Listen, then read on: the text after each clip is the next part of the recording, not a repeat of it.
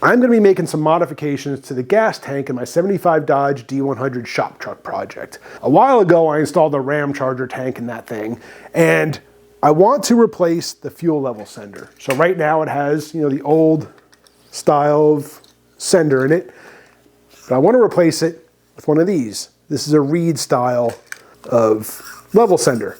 So first thing I need to do is make a plate to adapt the smaller reed style to the larger hole and bolt pattern. So I go over to the drill press, I'm going to cut out a new flange basically that this is going to mount to that'll use this bolt pattern.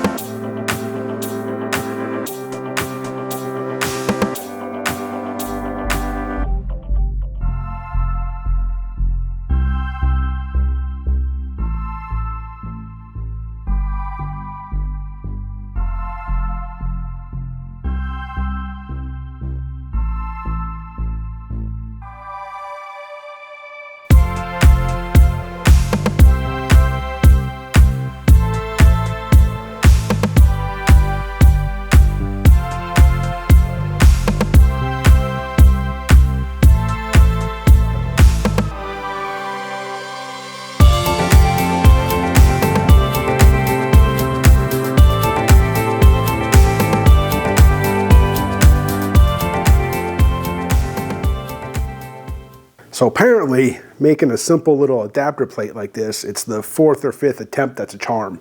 Because that's about how many times it took to get this thing right. What I had to do was the outer ring of holes on this thing, the larger holes, are to screw this down to the top of the gas tank. And then the inner ring, the smaller holes, are drilled and tapped for the other sending unit to bolt to screw to. I've also got, I've got the gasket for the sender that'll go on top. There'll be a gasket on the bottom against the tank. I also needed to chamfer those outer ring of holes for the screws that go through this into the top of the tank. These screws need to sit flush. Otherwise, the gasket for the sender won't seal right. Found that out as I was test fitting this thing, but got all the kinks worked out. This thing's ready to go. Now, I'm not going to be painting this thing. I'm going to powder coat it just because I can. I've got the little homemade powder coating oven right there. I've got a filter plugged into or on the front of a fan to kind of suck in any stray powder. And I just figure powder coating it with this thing being right there open to the gas and could possibly come in direct contact with gas will last a lot better than paint. So I'm gonna get this thing all set up. I'm gonna powder coat this thing. I've got the little makeshift oven over here warming up. And yeah, this thing will get a coat of powder.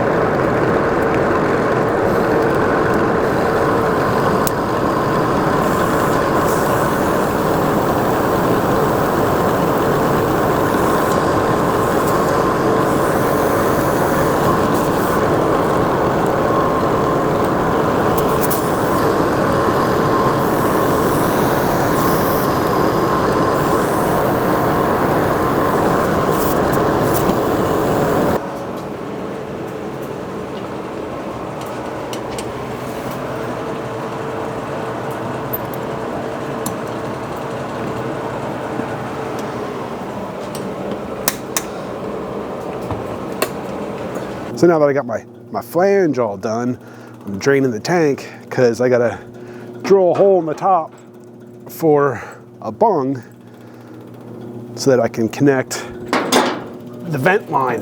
Now that I'm not gonna have the sender there, I have no way to connect that vent, so I'm gonna add a bung. I'm draining the tank so that I can remove my sump from the bottom because I can't get my hand in the top, and I wanna be able to just make sure no junk gets inside the tank from drilling that hole.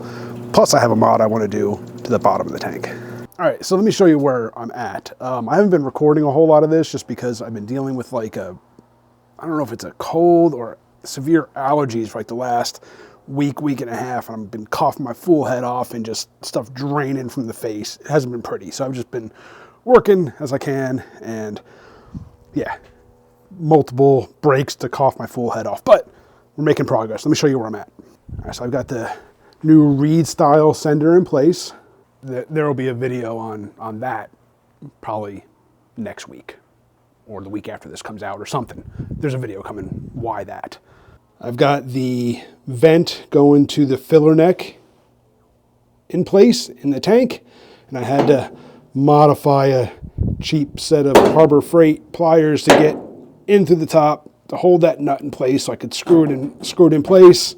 Because even with the sump off the bottom, I couldn't get my arm up in there. The hole which wasn't big enough, and it was like not perfectly aligned over the sump, so it was just a whole thing. So yeah, a little bit of heat and a bar, and I was able to just heat up those pliers, bend them, and yeah, that's what I ended up with, and it worked perfectly.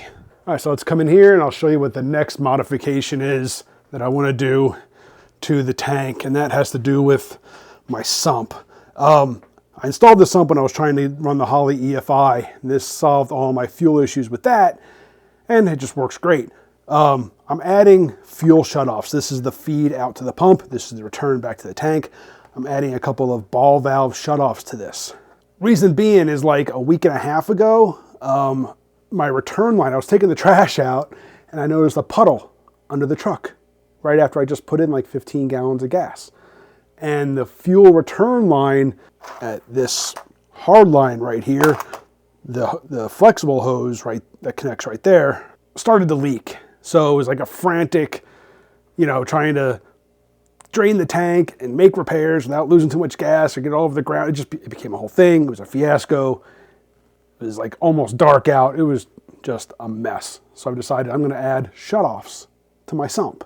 That way, if I ever have to do any fuel line maintenance, when I go to clean the filter, I don't have to pinch the lines. I don't have to deal with draining the tank or anything stupid. I can just turn off the valves. So, got a couple of valves here. Like I said, this is the sump there. This part actually hangs down from the bottom of the tank. This part goes up inside and it clamps it all together. And then my lines here connect up.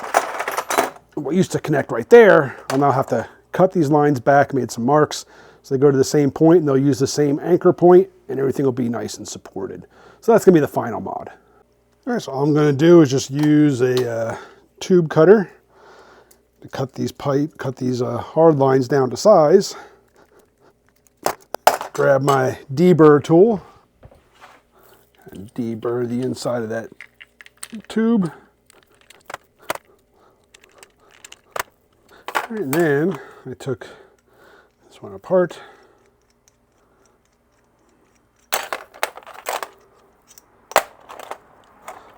That can go on there. I got new ferrules.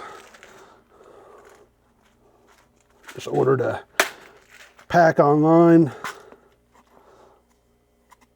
We'll just replace these, and then we'll be able to put everything back together.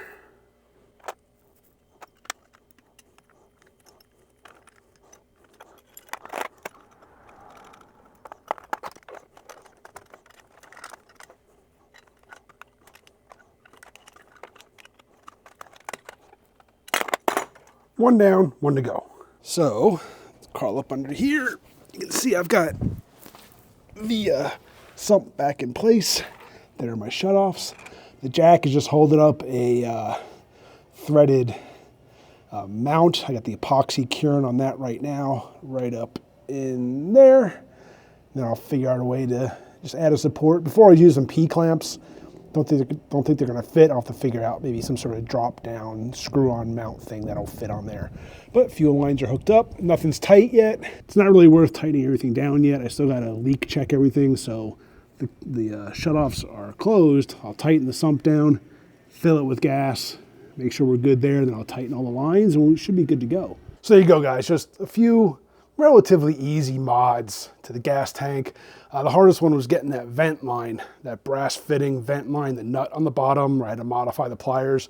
That was a pain. That I probably fought with that for several hours to get everything not cross-threaded and get everything to line up, and kept dropping the nut. So I had to crawl back into the truck, reach up in there, get it out, and just start all. It was a fiasco, and the sinus draining, coughing, and this was not a fun video, guys. This was a long, hard-fought battle. Really appreciate you guys for watching. Like I said, there'll be a video coming to explain why I'm going with the Reed style of fuel level sender in the tank. That's a whole other story. That one's to come. Appreciate you guys for watching. Hit that subscribe, hit the bell. See you on the next one.